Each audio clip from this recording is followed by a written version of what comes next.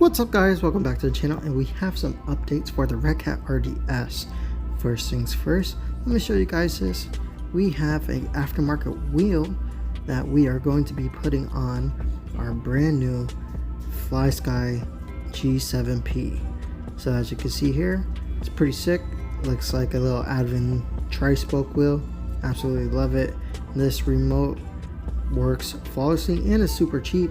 You can get it on Amazon one-day delivery for about 80 bucks. So the low profile mount, we got space here, bolts in, but it's pretty high up, which causes the steering horn to hit, as you can see right there. So we just have to trim that with the Dremel. Pretty simple stuff. Got a Dremel with a bit. You could probably use like a file of some sort, and just gonna smoothen that out. That way I could get full access, because if not, it doesn't get full turning radius, and then you're gonna overheat your servo from it locking up against that. But once we do that, then we got to reset our endpoints and get back to it. As you can see, I trimmed it some, but it still catches just a little bit. But the wheel now turns full 90, so we're gonna go ahead and trim it just a little bit more.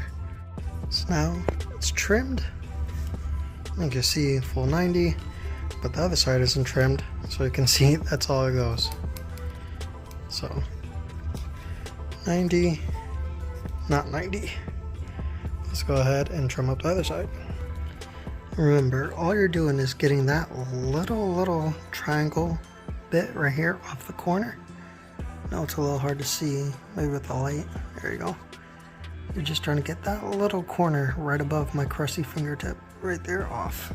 So not only did I need to upgrade the steering servo and the aluminum horn, but I decided I needed to upgrade the ESC.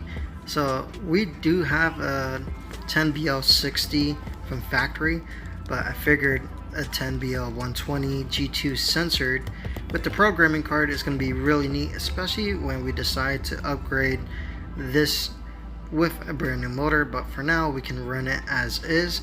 So put it all basically in a stock location. It was a little bit of a pain to get the wires ran under the diff and through the chassis, so you do have to loosen up a bunch of screws underneath, and I kind of just moved some of the electronics back. That way, you know, we get more rear bias on the car itself. But everything kind of just bolted in, looks good, works as it should. And like I said here, you just got to unloosen these screws all at the bottom, and then you can feed the JST plug forward, the ESC underneath it. So last thing I have to do here is just put some bullet connectors on the phase wires, get this bad boy plugged in, and we will be ready to rip. And the upgrades don't stop there.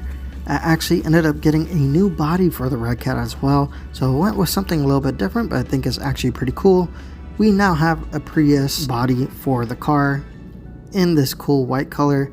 It matches the wheels perfectly. That GT spoiler is pretty gangster as well, so I can't wait to get this out on the track and test out all these new upgrades, and then we'll see what motor I go with down the road. With that, I'll catch you guys in the next one.